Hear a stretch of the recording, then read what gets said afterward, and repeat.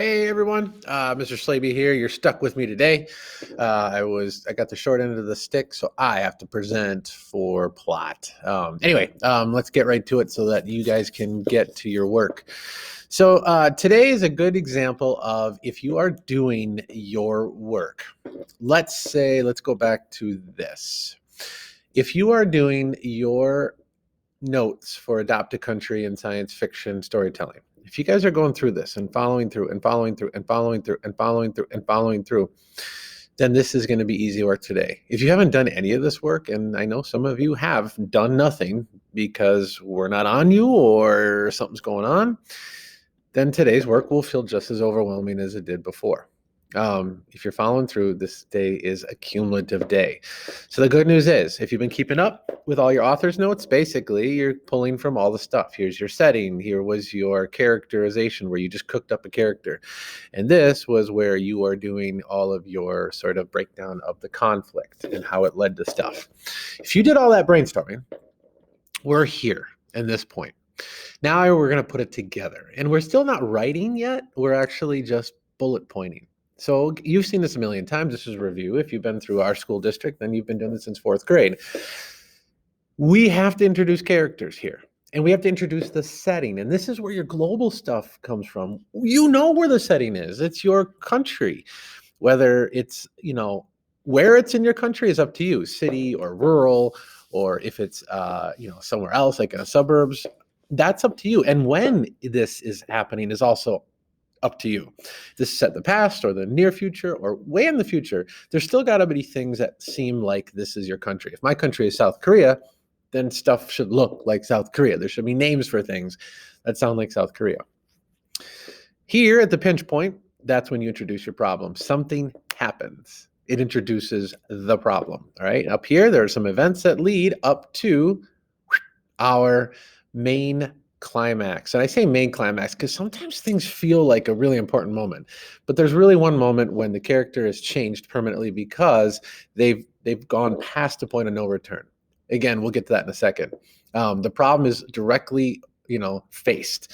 So whatever was happening, this is the most intense moment where we're dealing with it. And we learned a lesson of how the story with how a main character has changed. So this is like the resolution. This is that what's happened now? Like what's new about things after this? So let's go back to Monster Joe Maple Street because it's such a great tool. Same chart. Our main characters. If you remember, there's a lot of setting buildup. We learn it's a tree-lined street on Maple Street. It's America. It's the suburbs. There's people, like it's a happy neighborhood. It's an all-white neighborhood. All right. That's one of the things I wonder if any of you noticed is that it's not a very diverse neighborhood. People seem to, have plenty. There seem to be money. The houses are nice. The streets are clean. We meet Steve and Charlie, and the neighbors seem friendly and they're supportive. So no one's freaked out. And they're like, hey, why don't you go check that out? So all of that's building up to the moment. Boom! When Tommy says, you shouldn't do that. It's aliens.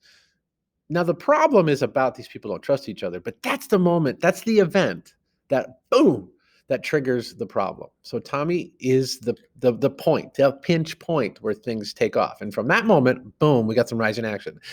Les Goodman's car starts by itself. Boom, they descend on Les Goodman. Boom, suddenly it turns to night. And you might be like, well, Mr. Slaby, that's not an event. There's time passing. That's part of the rising action. And at night, things are a little darker and scarier. So Charlie, that's when he accuses Steve and things start building. Then there's a strange walking coming at them. And that leads to the moment when, and it can even add up here, that Don Martin goes and gets his gun. This moment right here, when Charlie shoots Pete Van Horn, everyone's different. They've killed a man without having all the information. It was a careless murder. That's where things change. And it doesn't really settle down. Sometimes people assume falling action is when like things settle down. Sometimes they ramp up. And in fact, in this case, like after he shoots Pete Van Horn, they frantically accuse Charlie. And he's like, it's not me, it's the kid. And then everyone freaks out to a whole nother level. So it's an absolute chaotic moment. And then it settles right there. And that's when we learned that it was aliens all along. And they were just preying on the fear and doubt of the people, of the neighbors. And they say that this is how it always is, right? So this is how it went for monsters. This is how your problem should go too. And again, if you've done your work, you've got it all, right? So this is where you are today. If you go up here, you're down here with plot. Boom, if you click plot, whoosh, shoots you down there, okay? At this point, this is what you're going to fill out. Just it's a bullet point. You're not writing yet. And notice, everyone, you notice there's one more thing here too with dialogue. We haven't done dialogue yet. We will. Just hang in there. So this is all going into your bullet points. So right here, setting, right? Your setting, you should have made some decisions that should all go in those bullet points. All right. Your character also should be introduced in the setting. So you should describe your character in that second bullet point. All right. Our conflict, you've worked through some of the conflict stuff. That goes right here, right? You kind of worked through it. Where you have to cook up some of your own stuff today is after you've introduced the conflict, the moment when it starts, what happens after? That's the rising action. And again, you're brainstorming. So don't think too hard. You can always change things later. And then you have to have a climax, which you actually dealt with over here. A little following action, and then resolution. You kind of want to have an idea how your story ends up. You might change it. People change their stories all the time. But let's start with a skeleton. So if this is doable, you are well on your way of writing a story. Let me show you another way to do this. Some of you like to work in a different thing. This is a different way of doing this. This is called an outline. So it's the same concept. You're sort of following this, but this breaks it down into like a little bit more, smaller pieces. Some of you actually would like to do this, which is you could take these steps, boom, boom, boom, boom, boom, and actually plug them in to here. So you're following a plot line.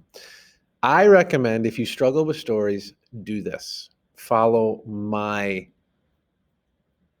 sort of design, okay? Now, some of you are also ready to really go forward. So if you get to this point and you're like, you've been chomping at the bit to write, can't wait. Slaby, I'm done going slow. I need to go. I want to write this story. You are now ready to go. So I recommend a document that you open up. And just so you have an idea, so some of you can get going, this is something we're looking for about 2 to 5 pages. You can't really write a story in 1 page. So it's double spaced, but it's 2 to 5 pages. We want to see exposition. That's where your global stuff really comes in. We want to see a moment when your problem is exposed. And by the way, we all know it's something to do with a pandemic of some sort. So your moment right here, right there, right there, that's probably something specific like a vial breaks and the pandemic is loose, or we see the first, zombie, or someone is sick for the first time. The moment that something happens first is probably that moment when your story takes off. Or if your story starts out with a pandemic already in place, then we have to have a moment that sets our main character to do something. So maybe they learn there's a cure, or they learn that they are going to get $1 billion if there's a cure. That's how the problem starts. All right. There should be 5 points of rising action. So think about this. We want you to have at least 5 events. They're small. They might be someone comes and talk to someone. That's an event. But something has to happen. And we want a climax. We want you to think about what is this big moment. And it should feel like slow motion. So really think about it like that. Slow motion description.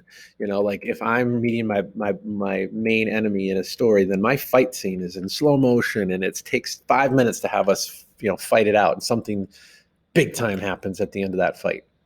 It shouldn't be like, oh, and then they punched him out and it was over. That's not good writing. It's not summary. That's terrible. So anyway, that's it for this lesson. Hopefully this covers a lot.